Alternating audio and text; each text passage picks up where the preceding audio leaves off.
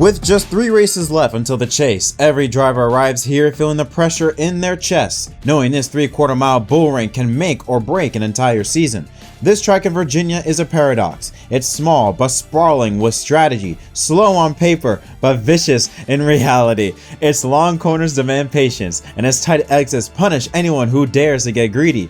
This place doesn't hand out easy points. It forces you to earn every inch, every lap, and hold every breath. And now, with the chase looming like a storm on the horizon, desperation is about to spill over for the likes of Chastain, Jones, and drivers in the chase like Cindric and Shane Van Gisbergen. Drivers on the bubble will throw elbows, contenders will try to seize momentum, and veterans know Richmond can flip the standings in a heartbeat. And rookies learn quickly that this track has no mercy for hesitation. With 3 races to go on this track, it's gritty, it's unforgiving, and it's electric. It's a perfect night under the lights. Welcome to the 24th race of the 2026 NASCAR Cup Series season as MDK RaceDay gets you ready for the Cookout 400 from Richmond Raceway in Richmond, Virginia.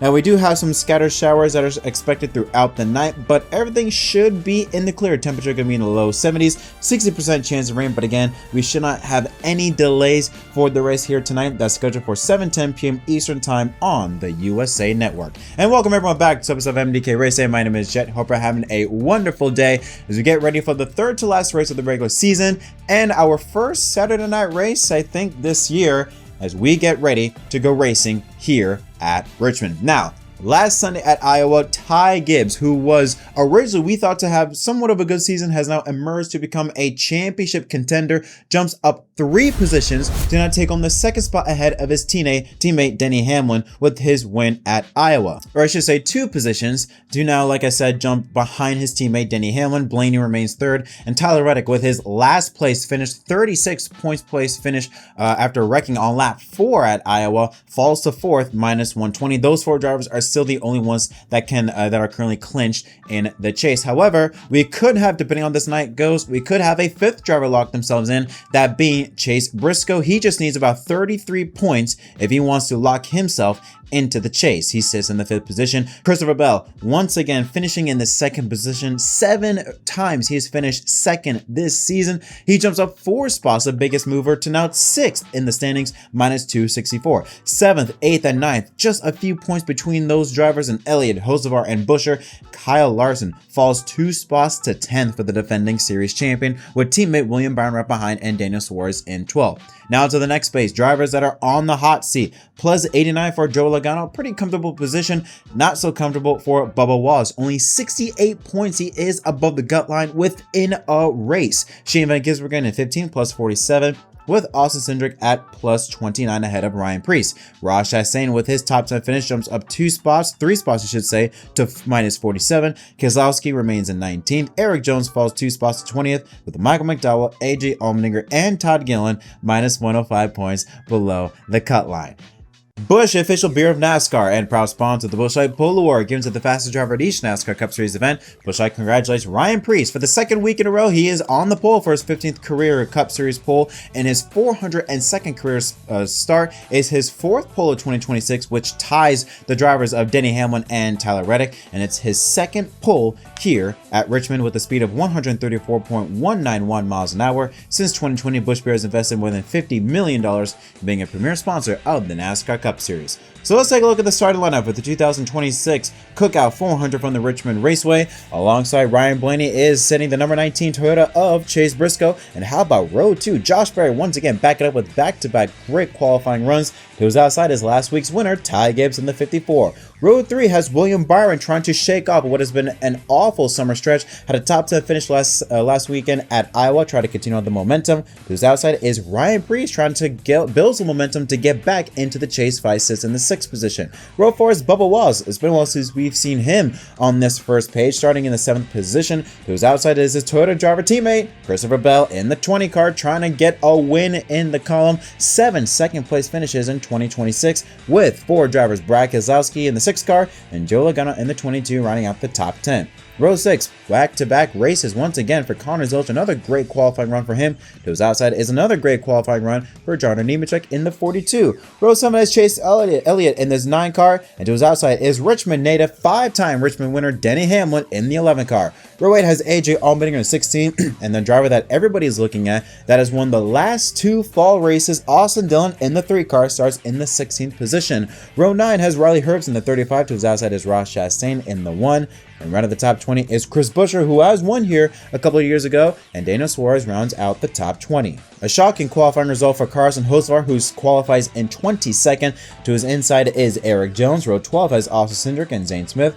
Lucky row number 13 is Alex Bowman, who won here back in 2021 alongside Michael McDowell. Todd Gillen and Ricky Stenhouse Jr. make up row 14, I should say. And look at this, starting in the 30th position is Kyle Larson in the 5 car, who has won at Richmond in the past. Starting in the 30th position, absolutely shocking qualifying result for the defending series champion. Row 16 is Shane Van Gisbergen and Tyler Reddick starting in the 32nd position. Again, these are just absolutely shocking qualifying results from drivers that we expect to see up towards the front. Row 17 is Austin Hill with a very, very cool tribute to Kyle Busch in the Morgan & Morgan number 33 Chevrolet. To his outside is Ty Dillon. Noah Gragson and Josh Bilicki make up row 18, with Cody Ware rounding out the 37 car lineup. Now let's take a look at the odds to win here at Richmond. It's no surprise that you see Ryan Blaney at the best odds at plus 350. The driver that has been the best on short tracks, especially as of recent weeks. He has been one of the best drivers currently in the Cup Series. Right behind him is Denny Hamlin at 450, the most winningest driver among active drivers in this field today. Christopher Bell, the second man magician, just keeps loading second place finishes, sitting at plus 450 as well. Joe Logano, former race winner, at 650, and Chase Briscoe at 900. Last week's winner, Ty Gibbs at 1200, Larson and Dillon at 1400, Bubba Wallace at 1700, and Josh Berry alongside Austin Cindric sitting at 2000. William Byron at 2200, Reddick and Hocevar at 3000, Elliott at 3500, Priest at 4,000, and then Keselowski, Suarez, Chastain, and Buescher all long shots, 5,500, 6,500, and 7,500 respectively. Alright, so what can we expect at Richmond? Well, the tire that Goodyear will be using is a tire that we ran about a month ago or so at North Wilkesboro. That race was dominated by the Penske's, more specifically Joey Logano, who's starting in the 10th position today. You also have to look at his teammate Ryan Blaney. The Penske's, they know how to get it done on the short tracks, or at least tracks under a mile. We have seen that, so you have to factor in the 12 and the 22 as drivers to watch. On the other side of the spectrum, you have to look at the other Toyota driver. I mentioned the Fords you have to look at, but of all the Toyotas, you have to keep your eyes on, yes, Denny Hamlin, who has won 5 races at Richmond, most out of any active driver in this field here today. But the other one is Ty Gibbs. Like I said, he has emerged from a driver that was having a very good season, a phenomenal comeback season after a disastrous 2025, to now we got to factor him as a championship favorite with his win last Sunday at Iowa, his second of the season and career. That jumped him up 2 spots to now be somewhat within striking distance of Denny Hamlin. The reason why I say that, this championship hunt is not over, or at least for the top seed, because in the last 3 races, you know how much Ty Gibbs has beat Denny Hamlin by? 103 points. And that is the gap currently at the moment between first and second. And one of the tracks we're going to is Daytona in a couple weeks' time. So this by no means is for sure a lock-in deal for Denny Hamlin to enter Darlington as the number 1 seed when the chase begins. But as we take a look at Ty Gibbs, this dude has gone wild in the last 12 races. He has been the best Cup Series driver since Texas. Yes, he's got the win last Sunday at Iowa, but 5 top 5s, 8 top 10s, the second best average finish at an 8.6, and he has led 217 laps. But the things I want to look at is the bottom 3, the driver rating. Overall, he has been the most consistent since Texas, 100.3, best among all drivers. And look at the amount of points he has gained, 490. That's an all-time best among active drivers, and 129 stage points. Again, number 1 among drivers since Texas. Ty Gibbs has proved that not only is he fast, but he's consistent. He can run up front, he can stay up front from beginning to end. And that is a scary combination, specifically when it sounds like, or it looks like, the 54 of Gibbs, they are striking at just the right time, when the iron is hot, at the perfect time, as we're just mere moments away from entering into the 10-race chase for the championship. Now they're starting to emerge as a championship favorite. I was worried that because Tyler Reddick, they did so well at the beginning of the season that they probably use up their stuff. Ty Gibbs and that 54 team, they're using it right when it matters most. And the momentum just keeps on rolling. I mean, this weekend was fast in practice.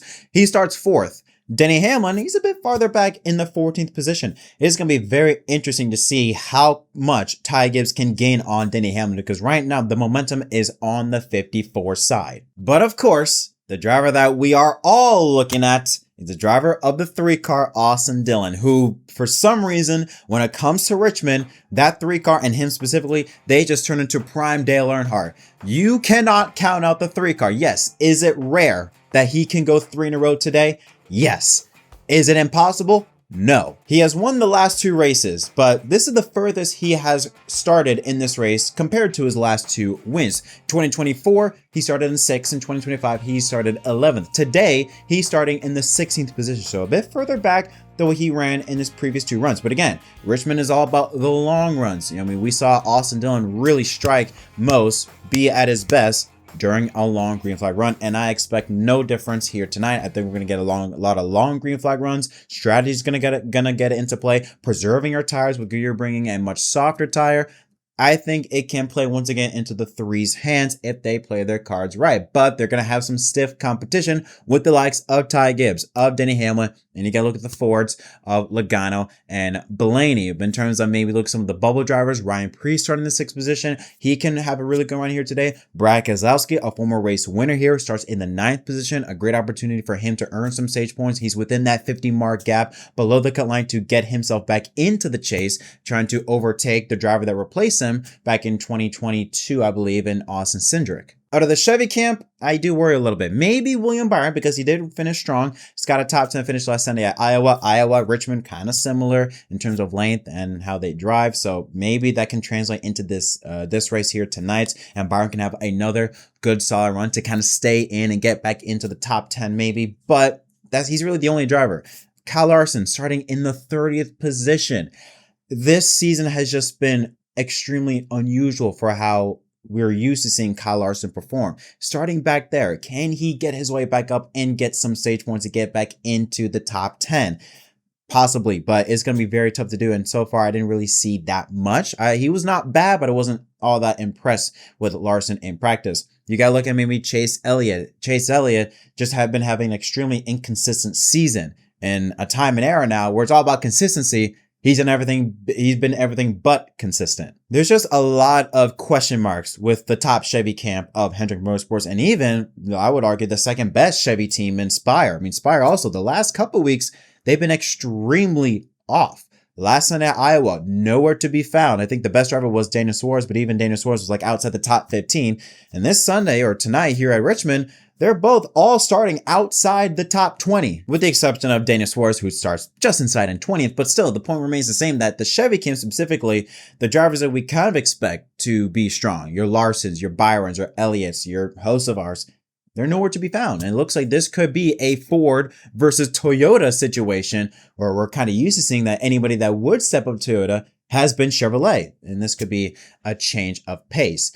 But as we take a look at our fantasy league lineup, once again, HMS Fan for Life is still at the top of the board. 65 points ahead of Richard Morris, 22. 98 points ahead of Denny Delivers YouTube. Sir Rude Rooster in 4th. And Speed Racer in 5th, minus 111. Fantasy Live at Iowa, not too shabby, not too shabby. I mean, the only driver that was really bad was Larson. I mean, Logano, but he did show pace. But Barry saved me, though, so good run for Barry.